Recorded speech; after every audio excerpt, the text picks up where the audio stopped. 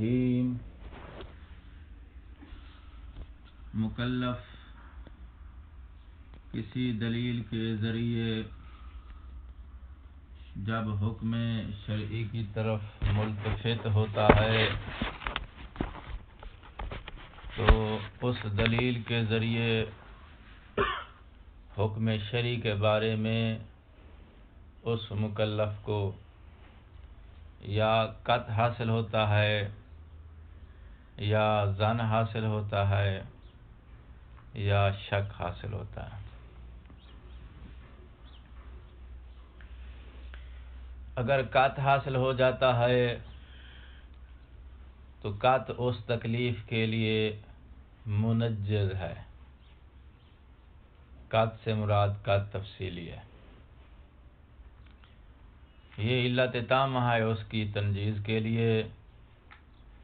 ایسی صورت میں مصنف قطع کو چھوڑ کے کسی اور دلیل کی طرف نہیں جا سکتا۔ عقلی لازم ہے کہ اسی قطع کے مطابق عمل کرے۔ اور اگر اس دلیل سے مکلف کو حکم شرعی کے بارے میں ظن حاصل ہوتا ہے تو اب ظن جو ہے اس تکلیف کے بارے میں اس کے منجز ہونے کی علت ہے نہیں ہے،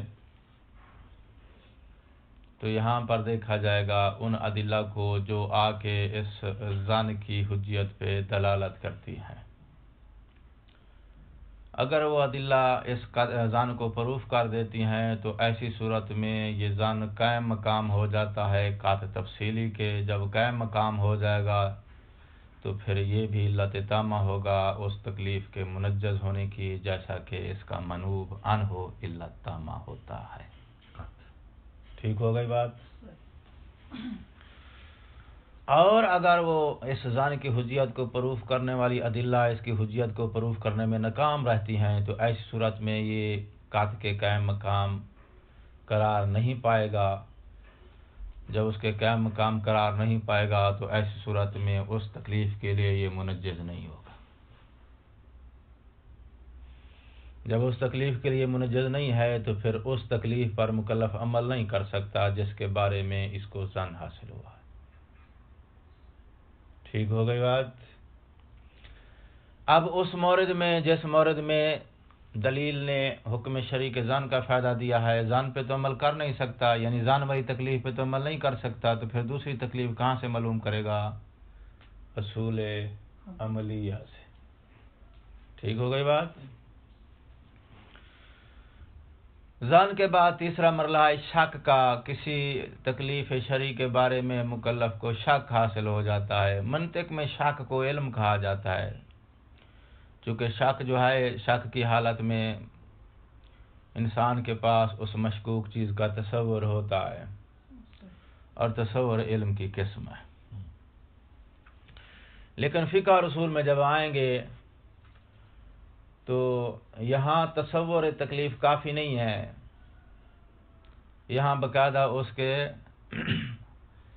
خارجی وقوع کا اطمینان ضروری ہوتا ہے کہ خارج میں واقعاً یہ تکلیف موجود ہے، اور خارج میں چونکہ واقعاً تکلیف موجود ہونا یہ شک اور تصور کے ذریعے معلوم نہیں ہوتی، تو ہم نے اس کے خارجی وقوع کو ملحوظ رکھا ہوتا ہے جو کہ معلوم نہیں ہے، تو اس لحاظ سے ہم مشکوک کو یا شک کی صورت میں اس مکلف کو تکلیف سے ہم جاہل سمجھتے ہیں۔ یعنی کہنا یہ چاہتا ہوں کہ شک منطق میں چلے جائیں تو یہ علم کی قسم ہے، اصول میں فقہ میں آ جائیں تو یہ جہالت کی قسم ہے۔ جس وقت مکلف کو کسی تکلیف کا شک ہوتا ہے، مطلب یہ کہ وہ تکلیف جو ہے اس سے یہ مکلف جاہل ہے۔ تو شک کی صورت میں شک کو جب ہم نے جہالت پہ حمل کیا ہے، اس تکلیف کے وقوع خارجی اور وجود خارجی کا اس کے پاس علم نہیں ہے، علم نہ ہونا یعنی جاہل ہے، تو تکلیف واقعی کے وجود سے یہ جاہل ہے، تو اس پر پھر شک کی صورت، شک جو ہے کل جاہل ہے، یعنی ایک وہ جاہل ہے جس کو راسن علم ہی نہیں ہے، یہ شک جو ہے اس جاہل کی مانند ہے۔ ایسی صورت میں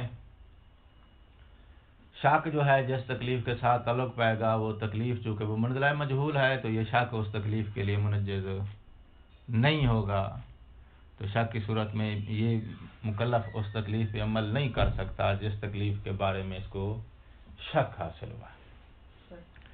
جب اس تکلیف پہ عمل نہیں کر سکتا تو اس مرض میں عمل کرنے کے لیے اس کو جو ہے تکلیف معلوم کرنی ہوگی، کہاں سے؟ اصول عملیہ سے، حکم ظاہری سے۔ احسنت، یہ ترتیب تو تم نے جو ہے وہ طے کر لی۔ ہمارے پاس قات تفصیلی ہے، ایک ظن ہے، ایک شک ہے۔ قات منجز ہے، ظن قات کے قائم مقام ہوگا تو منجز ہوگا، قائم مقام نہیں ہوگا تو منجز نہیں ہوگا۔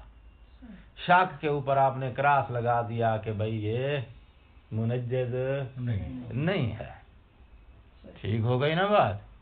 آپ نے ظن کو بین رکھا ہے، بین سمجھتے ہو نا؟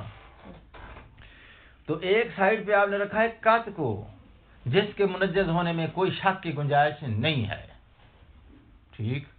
مد مقابل آپ نے رکھا ہے شک کو جس کے منجز نہ ہونے میں کوئی شک نہیں ہے، کنفرم ہے کہ وہ منجز نہیں۔ درمیان میں رکھا ہے تو ہم نے کس کو؟ ظن کو۔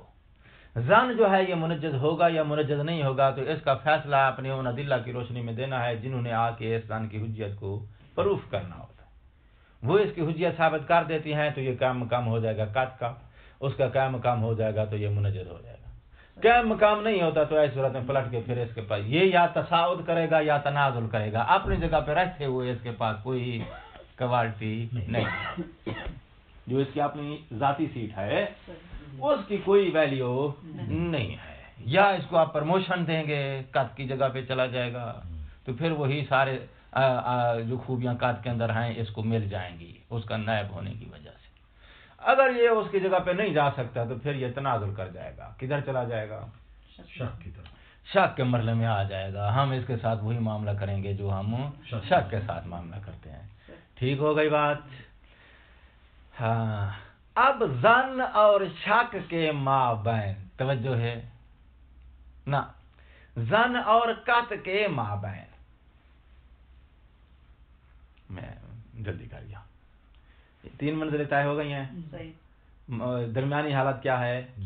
ظن ہے، اس کی اپنی شخصی کوئی حیثیت نہیں ہے، اس کو ہم کہیں گے کہ بھائی یا ادھر تشریح لے جاؤ یا ادھر تشریح لے جاؤ، اس کے بعد تیرا فیصلہ ہوگا، ٹھیک ہے نا؟ اس کی اپنی سیٹ کو ہم نے ختم کر دیا ہے، خلاص ہو گئی بات؟ اچھا، ظن کی اپنی سیٹ ہے ختم، ادھر یا ادھر کسی ایک کھاتے میں ہم نے اس کو ڈال دیا ہے۔ چلو ظن کے لیے تو آپ نے فیصلہ دے دیا کہ حجیت والی دلیل آئے گی وہ اس کا فیصلہ دے گی، بھئی تو نے ادھر جانا ہے یا ادھر ہے، تو پاس ہے یا فیل ہے، پاس ہے تو ادھر چلا جائے گا، فیل ہے تو تو شک کے ساتھ چلا جائے گا۔ اب مصنف نے ایک سچویشن کریٹ کی ہے، یہ مابین ہے کس کے؟ قط اور شک کے۔ تو آپ کہیں گے بھی قط اور شک کے مابین تو ظن ہے، بھی ظن کا فیصلہ ہو چکا ہے، اس کے بعد ایک اور ہے تو جو ہے اسنا نظر، یہ بھی کس کے مابین ہم نے یہ سچویشن کریٹ کیا ہے؟ قط اور شک کے۔ اور یہ جو ہے یہ ظن کی غیر ہے، ظن نہیں ہے، اس لیے میں نے حوالہ دے دیا ہے چونکہ عام طور پہ قط اور شک کے مابین تیسری حالت ظن کو سمجھا جاتا ہے، لیکن یہ ظن نہیں ہے، یہ ظن کے علاوہ ایک اور شے ہے، لیکن ہے یہ بھی کس کے مابین؟ قط اور شک کے مابین۔ اچھا بھائی یہ کیا چیز ہے بھائی ظن کے علاوہ؟ یہ آپ تیسری چیز جو آپ لے کر رہے ہو، کہتے اس کا نام ہے قط اجمالی۔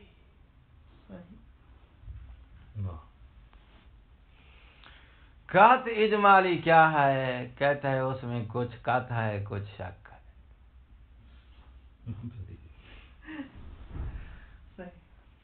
کچھ مقدار مکلف کو قط ہے، کچھ مقدار اس کو شک ہے۔ قط اور شک جو ہیں دریا کے دو کنارے، ابھی کہہ چکا ہوں، علیکم السلام، اس کے منجز ہونے میں شک نہیں ہے، اس کے منجز نہ ہونے میں شک ہے۔ اب قط اجمالی جو ہے مرکب من القطع والشک، ٹھیک ہے نا؟ تو اس کی حیثیت ہے خنثی مشکلہ کی، ٹھیک؟ خنثی مشکلہ پر احکام لاگو ہوتے ہیں یا خاتون کے یا مرد کے. ٹھیک ہے. اگر فیصلہ ہو جائے، فیصلہ نہ ہونے کی صورت میں علماء کہتے ہیں کہ ان دو میں سے آپ جس کے احکام بھی جاری کر دو. ماشی. تو اب ہم نے اس قطع اجمالی کے بارے فیصلہ دینا ہے کہ بھئی قطع اور شک یہ ہیں دریا کے دو کنارے. وہ پکی بات ہے منجز ہے، یہ پکی بات ہے منجز نہیں ہے. وہاں پر اصول عملیہ جھانک بھی نہیں سکتے، ادھر اصول عملیہ کا راج ہے. ادھر اصول عملیہ کے علاوہ کوئی اور ہمارے پاس آپشن نہیں ہے. وہاں اصول عملیہ پر نہیں مار سکتے، وہاں ان کی کوئی گنجائش نہیں ہے. سمجھ آ رہی ہے بات کی؟ کیونکہ اصول عملیہ کیا ہیں؟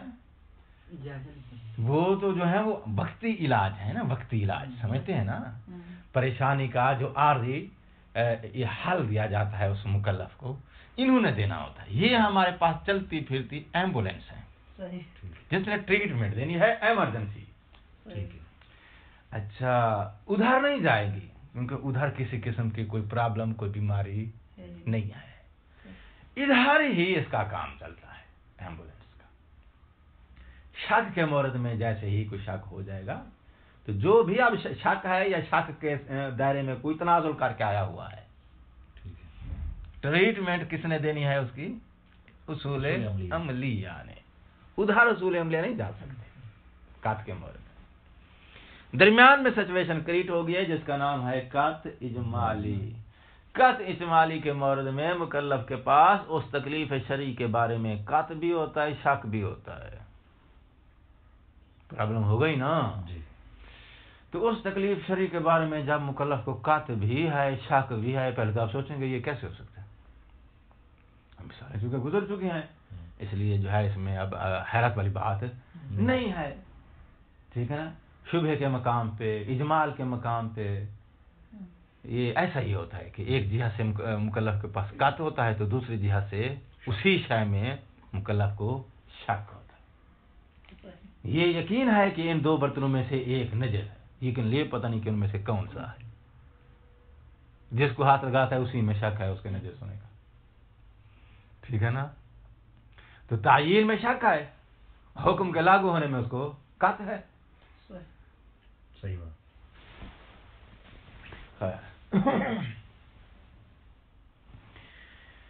تو قطع اجمالی کے مورد میں مکلف کے پاس قطع بھی ہے، مکلف کے پاس شک بھی ہے.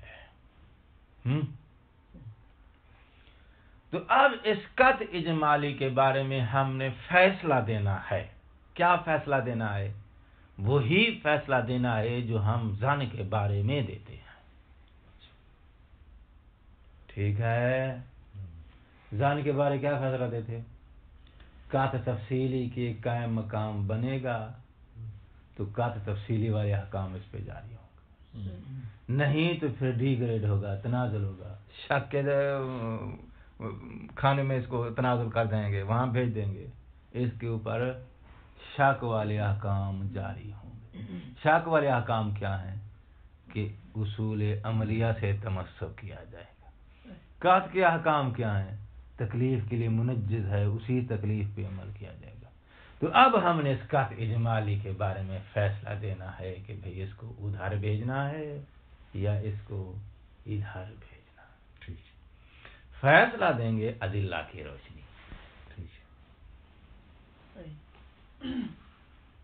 میدان کھلا ہے، ادلہ دیں گے، سارے علماء آئیں گے، اپنی دلیلیں دیں گے.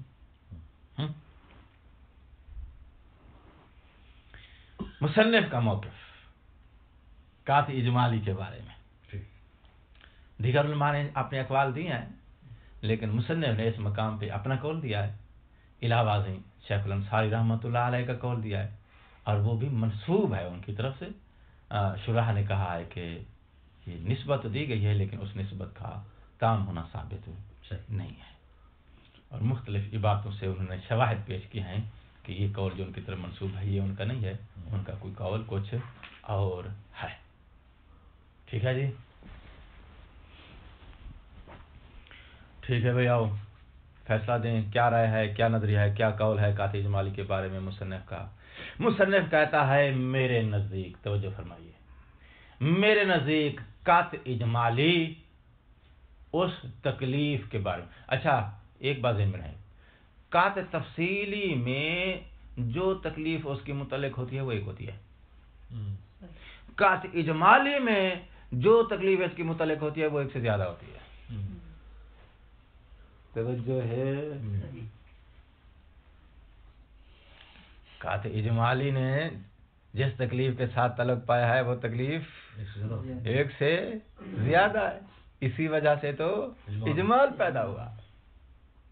قط تفصیلی بول کے معذرت ہے، قط اجمالی اور قط تفصیلی کا متعلق تکلیف ایک ہوتی ہے، ایک ہونے کی وجہ سے وہ معین اور مشخص ہوتی ہے. قط اجمالی ذہن میں رہے کہ اس کی متعلقہ تکلیف ایک سے زیادہ ہے.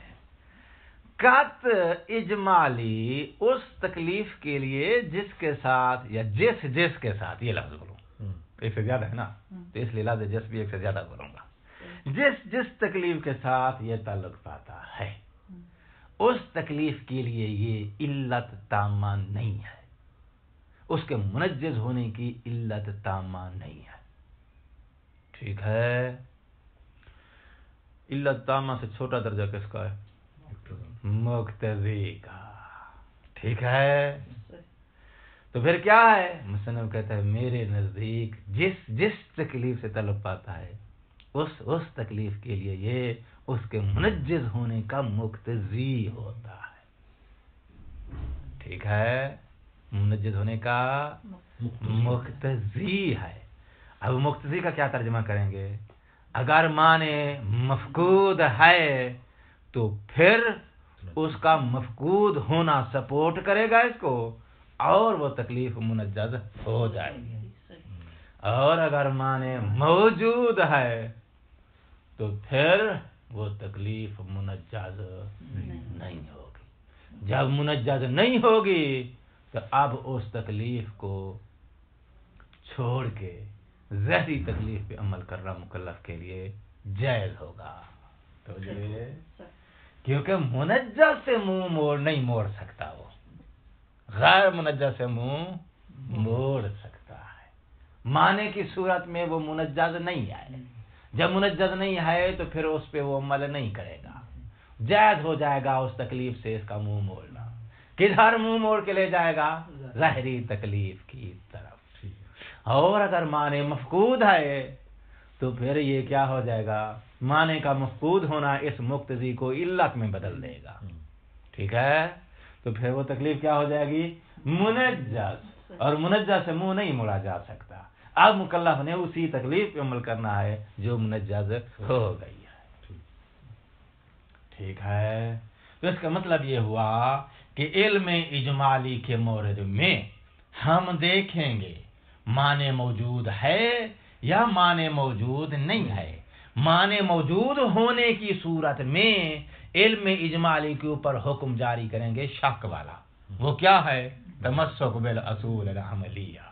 معنی مفقود ہونے کی صورت میں اس پہ ہم عمل کریں گے، اس کے ساتھ ہم سلوک کریں گے قط تفصیلی والا. اور وہ کیا ہے؟ تکلیف منجز ہے، اسی پہ عمل کریں گے. کون بول رہا ہے؟ مصنف. مد مقابل کون ہے؟ دیگر علماء، جن میں سے اس نے بطور بحث لے لیا ہے اکھاڑے میں شیخ انصاری صاحب کا. شیخ انصاری صاحب کا قول آئے گا، پھر اس کی دلیل اور موقف تفصیل آئے گی. ابھی ہم صرف مصنف کے موقف کو فوکس کریں گے. موقف سمجھ میں آ گیا مصنف کا؟ دلیل دو بھائی، دلیل تو بھی باقی ہے نا. موقف بیان ہو چکا ہے. اب مصنف کہتے ہیں جی میرے پاس دلیل ہے میرے موقف کی. موقف کیا دیا ہے؟ مقتضی ہے کہ یہ مقتضی ہے. ٹھیک. معنی سے فیصلہ ہوگا موجود ہے یا مفقود ہے. اپنی ذاتی حیثیت قاطع اجمالی کی کیا ہے؟ مقتضی کی ہے. ذاتی حیثیت اس کی علت تامہ کی نہیں ہے. اور مقتضی علت نقص کو کہتے ہیں. ٹھیک. معنی کا موجود ہونا مفقود ہونا، وہ اس کے موجود ہونے کی صورت میں نقص برقرار رہے گا، مفقود ہونے کی صورت میں اس کا فقدان اس کے نقص کو دور کرے گا اور یہ تم ہو جائے گی. اچھا بھائی مقتضی ہونے کا فتویٰ دے دیا ہے مصنف نے، بیان و ذالک، دلیل دیں بھائی، اس کا بیان دیں، اب دلیل سنو۔ مصنف کہتا ہے دلیل میرے پاس یہ ہے کہ قط تفصیلی اپنی متعلقہ تکلیف جس کے ساتھ اس نے تعلق پایا ہے، متعلقہ حکم شرعی جس کے ساتھ اس نے تعلق پایا ہے، اس تکلیف اور حکم شرعی الواقعی کو کشف کرتا ہے تمام الکشف۔ تمام الکشف پہ دھیان دینا ہے۔ لفظ تمام کا اشارہ کدھر ہے؟ وہ جو ظن کی صورت میں احتمال ہوتا ہے خلاف کا، وہ صفر ہو جاتا ہے نا، اس کے صفر ہونے کو ہم نے کیا نام دیا ہے؟ تمام الکشف۔ قاطع تفصیلی جب تعلق پائے گا تو اپنے متعلقہ تکلیف کو مکلف کے ذہن کے اوپر کشف کرے گا، تمام الکشف۔ تمام الکشف سے مراد یہ کہ خلاف کا احتمال نہیں رہے گا۔ وہ جو خلاف کا احتمال ہوتا ہے نا، جتنی مقدار بھی ہے، ایک پوائنٹ ہی کیوں نہ ہو، اس ایک پوائنٹ مقدار کو جتنی مقدار کشف نہیں ہوا ہے، جتنی مقدار مخالفت کا احتمال ہے، اس مخالفت کے احتمال کی مقدار اس میں جہالت ہوگی۔ تو جو ہے ظن میں جتنی مقدار خلاف احتمال ہوتا ہے اتنی مقدار اس میں کیا ہوتی ہے؟ جہالت، یعنی اتنی مقدار اس سے مکلف جاہل ہے۔ تمام الکشف کی صورت میں مکمل عالم ہے اس کا، ٹھیک ہے۔ تو قاطع تفصیلی میں، قاطع تفصیلی کیا کرتا ہے؟ اپنے متعلقہ حکم کو کشف کرتا ہے مکلف کے ذہن پر تمام الکشف، اور جب تمام الکشف ہے تو وہاں اتنی مقدار بھی جہالت نہیں۔ جب اتنی مقدار جہالت نہیں ہے تو اصول عملیہ سے تمسک کیا جاتا ہے اس جہالت کی بنا پہ، اور وہ یہاں نہیں ہے، جس کی وجہ سے آپ نہیں کر سکتے۔ قاطع اجمالی میں تمام الکشف نہیں آئے، توجہ ہے، قاطع اجمالی میں تمام الکشف، جب تمام الکشف نہیں ہے تو جو جتنی مقدار کشف نہیں ہے اتنی مقدار جائز ہے، ٹھیک۔ جب جہالت موجود ہے تو جہالت وجہ ہے کس بات کی؟ اصول عملیہ سے تمسک کرنے کی، ٹھیک ہے۔ جب جہالت وجہ بنتی ہے اس اصول عملیہ سے تمسک کرنے کی تو اسے کہتے ہیں کہ بھئی وہ جتنی مقدار جہالت موجود ہے، کشف حاصل نہیں ہوا ہے، اتنی اس مقدار کی وجہ سے قطع اجمالی مورد بنے گا اصول عملیہ کے جریان کا، حکم ظاہری سے تمسک کا، ٹھیک ہے۔ اتنا رضا، جتنی مقدار کشف نہیں ہے اتنی مقدار حکم مجہول ہے، تو وہ جو مجہول ہے وہ مجہول ہونا وجہ بنے گا کس بات کی؟ اس مورد میں۔ اب مورد کا اشارہ کدھر جا رہا ہے؟ علم اجمالی کے مورد میں۔ علم اجمالی کے مورد میں وہ جتنی مقدار کشف موجود نہیں ہے، وہ کشف کا نہ ہونا وہ جہالت ہے، اتنی مقدار، وہ جہالت وجہ بنے گی اس علم اجمالی کے مورد میں کس کے جریان کی؟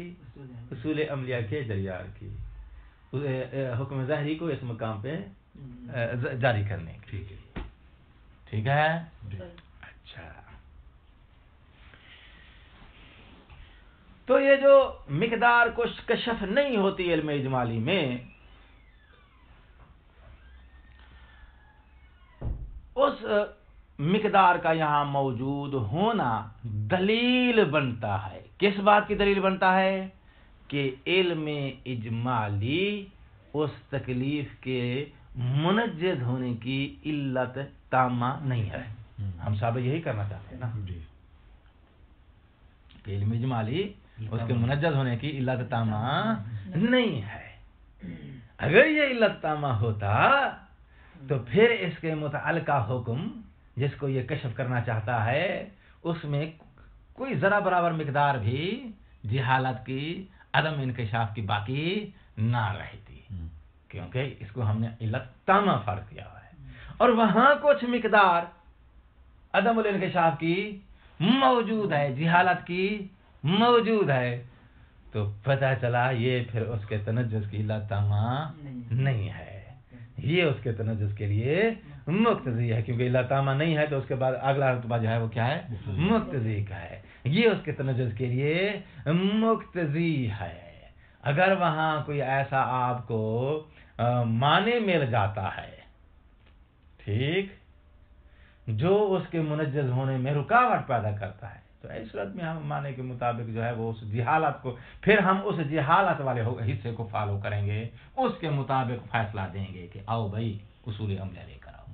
اگر معنی مفقود ہو جاتا ہے تو معنی مفقود ہونے کی صورت میں پھر ہم اس جہالت والی مقدار کے والے جہالت، یعنی ایک حصہ من الجہالت ہے، ایک حصہ من العلم ہے۔ معنی موجود ہونے کی صورت میں ہم جہالت والے حصے کے مطابق جو ہے حکم نافذ کریں گے، یعنی اصول عملیہ لے آئیں گے۔ معنی موجود نہیں ہے تو پھر ہم علم والے حصے کے مطابق فیصلہ دیں گے اور مکلف اس علم والے حصے کے مطابق عمل کریں گے۔ ٹھیک، تو پھر اس کا مطلب ہے کبھی آپ جو ہے علم اجمالی کے مورد میں علم والے حصے کو بنا رکھتے ہیں، کبھی اس کے شک اور جہالت والے حصے پر بنا رکھتے ہیں، تو یہ اس بات کی دلیل ہے کہ یہ علت تامہ نہیں ہے، کیونکہ علت تامہ ہونے کی صورت میں آپ کبھی یہ کبھی وہ نہیں کر سکتے۔ اس میں کلیئر ہوتا ہے کیا یہ اس کے تنجز کے لیے علت ہے، تو بس پھر حکم منجز ہے۔ جب منجز ہے تو پھر ذرا برابر عدم انکشاف اور جہالت نہیں ہے۔ وہی عدم انکشاف، وہی جہالت تو مبنا ہوتا ہے، وجہ ہوتی ہے کس کو بلانے کی؟ اصول عملیہ کو بلانے کی۔ اور علت تامہ کے مورد میں آپ نہیں بلا سکتے، یہاں بلا سکتے ہیں۔ مصنف کا قول واضح ہو گیا، دلیل واضح ہو گئی، اس کو پھر پڑھ لیتے ہیں، آگے دیکھیں گے کہ پھر کیا اشکال ہے۔ الامر السابع حجیت العلم الاجمالی، علم اجمالی کی حجیت میں بحث ہے۔ انہو قد عرفتہ، آپ جان چکے ہیں کیا، کون القطع التفصیلی بالتکلیف الفعلی، فعلی تکلیف کے ساتھ جب قطع تفصیلی تعلق پاتا ہے تو اس وقت یہ علتاً تامتاً علت تامہ ہوتا ہے لتنجز ہی اس فعلی تکلیف کے تنجز کی۔ ٹھیک ہے، اچھا، لا یکاد تنالہ ید الجال اثباتاً او نفیاً، اور قطع تفصیلی جو ہے اس کو جال تلیفی کے ذریعے نفیاً و اثباتاً جال نہیں کیا جا سکتا۔ اچھا، یہ بات آپ جان چکے ہیں، تو اس کے جان لینے کے بعد قطع تفصیلی کے بارے میں یہ بات جان لینے کے بعد سوال یہ ہے فحال القطع الاجمالی کذالک، قطع اجمالی بھی اس تفصیلی کی مانند ہے۔ کیا مطلب؟ کیا وہ بھی اس تکلیف کے منجز ہونے کی علت تامہ ہے جس تکلیف کے ساتھ یہ تعلق پاتا ہے؟ اس سے زیادہ اور آسان کیا کروں یار؟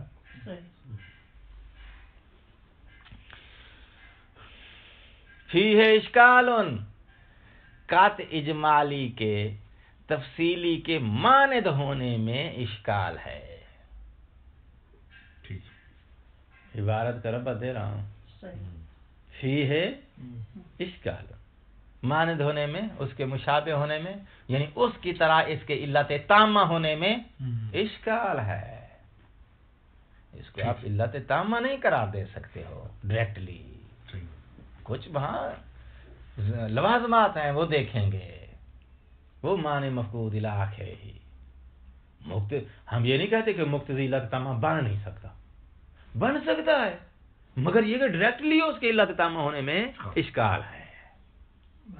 یہ اشکال اگر منجز کی طرف پڑ جائیں تو تامت تو ہر ایک نہیں مانتے، لیکن منجز میں تو بعض مصنف جس مانتے ہیں دوسرے ماننے آتے ہیں، تو یہ اشکال منجز کی طرف لے جاتا ہے۔ منجز ہونے میں اشکال ہے، کس کے منجز ہونے میں اشکال ہے؟ تکلیف کے منجز ہونے میں اشکال ہے۔ موضوع بحث ہمارا منجز ہونا نہیں ہے، موضوع بحث ہمارا قطع اجمالی ہے، یہ منجز ہونے کی علت ہے یا نہیں ہے، منجز ہونے کے لیے یہ علت کی حیثیت رکھتا ہے یا اس کے لیے مقتضی کی حیثیت رکھتا ہے۔ تو جو موضوع ہے اشکال اسی موضوع میں آئے گا۔ ربما یقال، کہا جا سکتا ہے بھائی، اب یہ دلیل ہے، اشکال جو ہے یہ اشکال کے اندر وہ دلیل اب دے گا، جس دلیل کے ذریعے کیا ثابت کرے گا کہ اس کا علت تامہ ہونا ثابت نہیں۔ جب علت تامہ ہونا ثابت نہیں تو پھر کیا ہو جائے گا؟ مقتضی ہو جائے گا۔ ربما یقال، کہا جا سکتا ہے، ان تکلیف ہے سو لم ینکشف بہی یعنی بالقاطع الاجمالی تمام الانکشاف ہے۔ علم اجمالی کے ذریعے تکلیف چونکہ تمام الانکشاف نہیں ہوتی، نہ تکلیف شرعی الواقعی ہے سو لم ینکشف بہی، کیونکہ وہ اس قاطع اجمالی کے ذریعے تمام الانکشاف نہیں ہوتی۔ جب تمام الانکشاف نہیں ہوتی تو پھر جتنی مقدار اس میں عدم انکشاف ہے اتنی مقدار اس میں جہالت ہے۔ جب اس میں اتنی مقدار جہالت ہے تو کانت مرتبۃ الحکم الظاہریہ معہ یعنی معال اجمالی قاطع اجمالی محفوظاتان، تو اس کا مطلب یہ ہے کہ علم اجمالی کے اندر حکم ظاہری کو جاری کرنے کا مقام محفوظ ہے۔ مرتبہ کا ترجمہ مقام سے علم اجمالی کے اندر حکم اس کے حکم قاطع اجمالی کے ہوتے ہوئے بھی اس کے مورد میں حکم ظاہری کو جاری کرنے کا مقام محفوظ ہے۔ اچھا، جب محفوظ ہے تو پھر اس اتنی مقدار کی جتنی عدم انکشاف ہے، ٹھیک، جتنی مقدار عدم انکشاف ہے، جتنی مقدار جہالت ہے،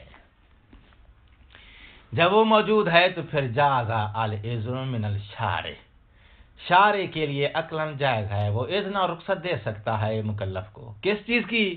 بے مخالفت ہی، کہ اس قاطع اجمالی کے خلاف اقدام کر سکتا ہے بھائی، تو ٹھیک، اپنے علم اجمالی کے خلاف اقدام کر سکتا ہے۔ خلاف اقدام کرنے کا کیا مطلب ہے؟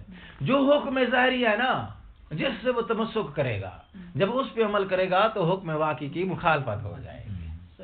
خلاف اقدام کرنے کی رخصت کا دوسرا نام کیا ہے، یا اس کو اگر ترجمہ یا عبارت بدلنا چاہے تو کیا ہوگا؟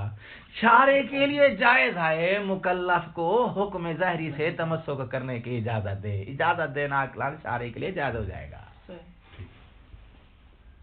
اب لفظ مخالفت نہیں بولتا ہوں میں، تاکہ ذہن میں کوئی ڈاؤٹ نہ آ جائے کہ مخالفت سے مراد کیا ہے۔ مخالفت، کیونکہ قانون یہ ہے کہ جب مکلف حکم واقعی کو چھوڑ کر حکم ظاہری سے تمسک کرتا ہے تو حکم واقعی کی مخالفت ہو جاتی ہے، یعنی حکم ظاہری سے تمسک کا دوسرا نام حکم واقعی کی مخالفت ہے۔ تو شارع اس حکم واقعی جس کے ساتھ علم اجمالی تعلق رکھتا ہے، اس حکم واقعی کی مخالفت کی اجازت دے سکتا ہے، عقل جیسے سمجھتی ہے کہ شارع مکلف کو ایسی اجازت دے۔ یہ ضروری تو نہیں ہے کہ ہر صورت میں حکم ظاہر پر عمل کرنے سے حکم واقعی کی مخالفت ہوتی ہو؟ احتمالی کم از کم ہوتی ہے، کم از کم احتمالی ہوتی ہے۔ اگر قطعاً علی نحو الیقین نہیں ہے مخالفت تو احتمال ضرور ہوتا ہے مخالفت کا۔ تو جو ہے تو مخالفت کا ترجمہ ہم نے کس سے کیا ہے؟ حکم واقعی الشرعی کی مخالفت کا شارع مکلف کو اس کی مخالفت کرنے کا اذن دے سکتا ہے۔ اس کی مخالفت کرنے کا اذن دے سکتا ہے، کیا مطلب؟ یعنی اس مقام پہ اصول عملیہ سے تمسک کرنے کی اجازت دے سکتا ہے۔ مخالفت کا ترجمہ اصول عملیہ سے تمسک کی اجازت، ٹھیک ہے؟ اچھا، اور جس وقت یہ مکلف اصول عملیہ سے تمسک کرے گا تو ایسی صورت میں وہ جو علم اجمالیہ ہے یا وہ تکلیف جو اجمالاً معلوم ہے، ٹھیک ہے، اس کی مخالفت ہو جائے گی احتمالاً او قطعاً، یا احتمالاً ہو جائے گی یا قطعاً ہو جائے گی، ٹھیک۔ اور شارع دونوں قسم کی اجازت مخالفت کی اجازت دے سکتا ہے، احتمالی مخالفت کی اجازت بھی دے سکتا ہے اور قطعی مخالفت کی اجازت بھی دے سکتا ہے۔ کیوں؟ مبنی یہی ہے کہ بھئی وہ حکم واقعی مجہول ہے، اس کے مجہول ہونے کی وجہ سے اجازت دی جا رہی ہے۔ اس کی مخالفت کی. مخالفت احتمالی تو سمجھ آتی ہے، اس کی اجازت دے سکتا ہے، ایک کو انجام دے ہو سکتا ہے وہ اس کے لیے ہو جائے. مخالفت قطعی دونوں کو چھوڑ دے، یہ کیسے شرع دے سکتا ہے؟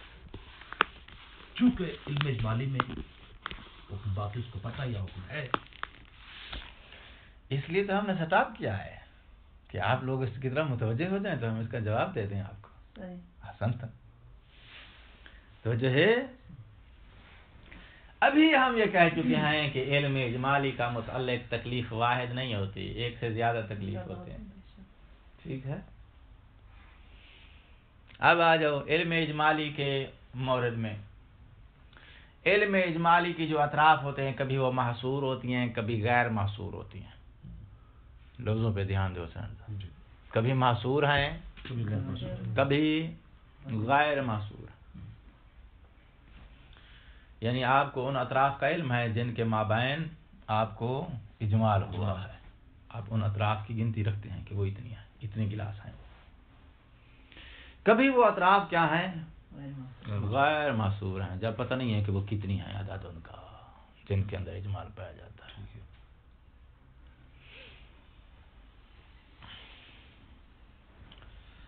جب محصور ہیں تو محصور کی صورت میں پھر اس کے دو قسمیں ہو جائیں گی. کس کی؟ علم اجمالی المحصور کی. کتنی قسمیں بنا رہے ہیں آپ؟ دو. نمبر 1، ان دونوں میں سے جس پر بھی عمل کرے یلزم علیہ المحظور، اس کو کہتے ہیں دوران المحظورین. یا جو ہے ان دونوں ان اطراف میں سے کسی پہ عمل کرنے سے محظور آتا ہے اور کسی پہ عمل سے محظور لازم نہیں آتا. تو جو ہے محصورہ کی دو کریں، محصورے کی دو ہیں. محصور کی صورت میں یا تو کیا ہوگا؟ یلزم دوران المحظورین. محظورین سمجھتے ہو؟ اس پہ عمل کرتا ہے تو بھی محظور ہے، دوسری طرف پہ عمل کرتا ہے تو بھی یلزم محظوران. یا یلزم محظوران نہیں ہوگا، یلزم محظورن واحد. ایک پہ عمل کرنے سے محظور آتا ہے، دوسری پہ عمل کرنے سے محظور نہیں آتا ہے. محظورین کی مثال وجوب اور حرمت ہے. جیسے کوئی نماز جمعہ والی مثال ہم دے چکے ہیں. نماز جمعہ غیبت کے زمانے میں امام کی غیبت، جب امامت کے لیے امام کے وجود کو شرط قرار دیا جائے تو اس شرط کے مفقود ہونے کی صورت میں پھر واجب نہیں ہوگا. جو چیز واجب نہیں ہے اس کو پھر واجب کی نیت سے پڑھیں گے تو حرام ہو جائے گا. ٹھیک ہے، تو اس کا مطلب یہ ہے کہ نماز جمعہ کا حکم غیبت کے زمانے میں اما واجب و اما. اب یہ پتہ ہے کہ حکم ان دونوں میں سے کوئی ایک ہے، لیکن یہ پتہ نہیں کہ ان دونوں میں سے کون سا ہے. یہ ہے شبہ محصورہ یلزم علیہ دوران المحظورین. واجب کی نیت سے پڑھتا ہے تو محظور لازم آتا ہو سکتا ہے حرمت کا ارتکاب کیا. حرام سمجھ کے پرہیز کرتا ہے تو محظور لازم آتا ہو سکتا ہے واجب کا تو نے ترک کیا. ایک شبہ محصورہ جو ہے اس میں یلزم محظورین نہیں ہوتا، یلزم محظور واحد ہوتا ہے. بھئی وہ کیسے؟ معاملہ دائر ہو جائے وجوب اور استحباب کے درمیان، یا واجب ہے یا مستحب، ان دو میں سے ایک حکم ہے. ٹھیک ہے. اب اس کی کنفرملی مثال میرے ذہن میں نہیں آ رہی تو فرضی مثال بھی ہے، وہ بات سمجھانے کے لیے صرف میں محظور سمجھانا چاہتا ہوں. اب ایسی صورت میں اگر استحباب والی طرف پہ عمل کرتا ہے اور استحباب سمجھ کے چھوڑ دیتا تو محظور لازم آئے گا. ہو سکتا ہے کہ وہ واجب ہو اور انہیں واجب کو ترک کر دے. اور اگر وہ واجب والی جہت پہ عمل کرتا ہے تو عمل کرنے کی صورت میں پھر محظور لازم نہیں آئے گا. کیوں؟ اس لیے کہ مستحب کو چھوڑنے سے محظور لازم نہیں آتا. کوئی کہتا ہے ایک مرتبہ پڑھو، کوئی کہتا ہے 3 مرتبہ پڑھنا، کوئی کہتے ہیں ایک بار پڑھنا واجب ہے، کوئی کہتے ہیں 3 بار پڑھنا واجب ہے. تو اگر 3 بار پڑھ لیا جاتا ہے تو ایک بار کا تداخل ہو جاتا ہے. ایک بار پڑھ لیا جاتا ہے تو پھر احتمال رہ جائے گا کہ ہو سکتا ہے 3 بار ہو اور میں نے وہ چھوڑ دیا ہے. تو اب یہاں پر بھی جو ہے دو اطراف میں سے ایک طرف پر عمل کرنے سے محظور لازم آتا ہے، دوسری پر عمل کرنے سے محظور لازم. 3 والی طرف پہ عمل کرتے ہو تو محظور لازم نہیں آتا، ایک والی طرف پہ عمل کرتے ہو تو محظور لازم حسن. متوجہ ہوگا جی؟ جی. اچھا، تو محصورت یہ مختلف موارد ہیں کس کے؟ علم اجمالی کے. جس وقت ہوتا ہے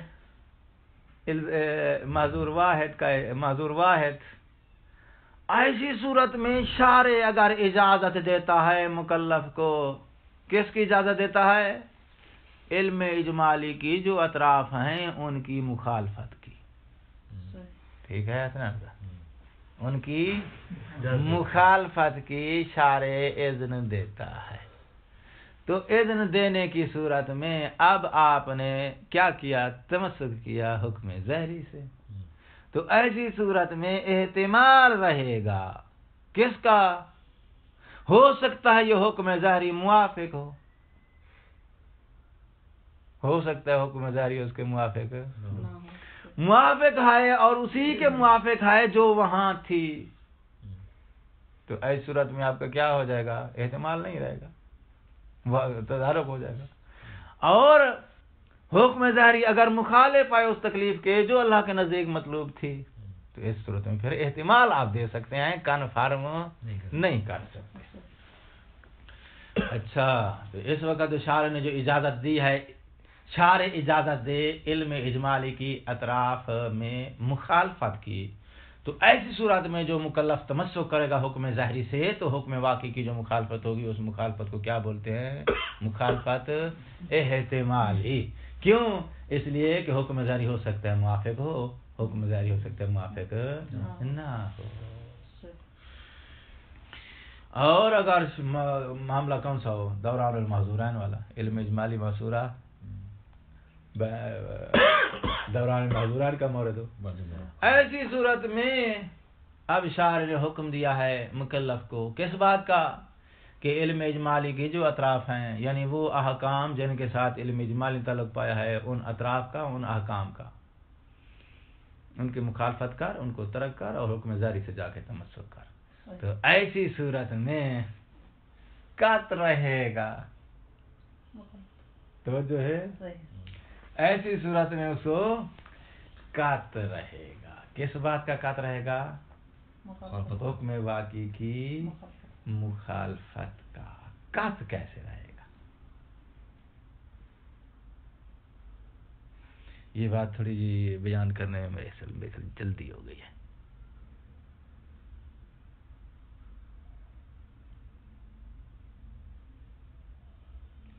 کل اس کو میں پھر دوبارہ رپیٹ کروں گا، کیونکہ اس کے اندر جو بڑی علمی اور لطیف بات ہے وہ کوئی مقدمہ جو ہے ذہن میں حاضر نہیں ہو رہا ہے. تو احتمال اور قط، آپ کو قط حاصل ہوا ہے کہ بھئی حکم واقعی کی مخالفت ہو گئی. ہاں آ گیا. محظوران کی صورت میں آپ نے دونوں کو ترک کیا ہے. ٹھیک ہے جی حسنان صاحب؟ محظوران کی صورت میں آپ نے دونوں احکام کو ترک کیا ہے، اور دونوں احکام الزامی تھے. وجوب بھی الزامی ہوتا ہے، حرمت بھی الزامی ہوتا ہے. اس کا ترک کرنا الزام ہے، اس کا انجام دینا الزام ہے. لہذا وجوب اور حرمت دونوں کو تکلیف الزامی کہا جاتا ہے. تو چونکہ وہ تکلیف الزامی ہے، ٹھیک، اب یہ ہے یا وہ ہے، مگر تکلیف الزامی چھوٹ گئی ہے، جس کی وجہ سے ہم مخالفت قطعی حاصل ہو گئی. تو محظوران کی صورت میں جس وقت شارع مقدس ان کی مخالفت کا حکم دے گا، تو اس وقت مخالفت جو ہے وہ حکم واقعی کی مخالفت قطعی ہو جائے گی. یعنی یقین سے وہ مکلف کہہ سکتا ہے کہ حکم واقعی مجھ سے چھوٹ گیا ہے.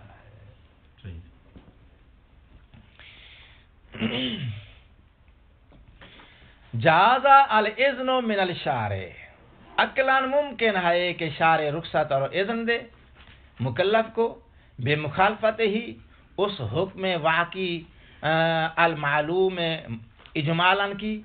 اور یہ جو مخالفت کی اذن دے رہا ہے، یہ مخالفت احتمالی بھی ہو سکتی ہے، احتمالی مخالفت کی اذن بھی دے سکتا ہے اگر وہ مورد کون سا ہے؟ محظوران والا نہیں ہے. اور مخالفت قطعی بھی ہو سکتی ہے جس کا وہ اذن دے رہا ہے اگر وہ اجمالی مورد، علم اجمالی کا مورد کون سا ہے؟ محظورین والا ہے. ٹھیک ہو گئی بات؟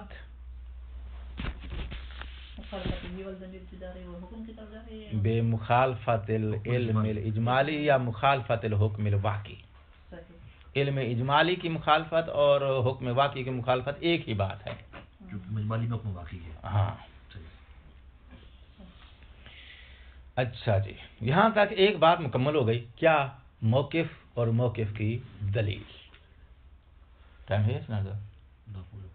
السلام علیکم ورحمۃ اللہ.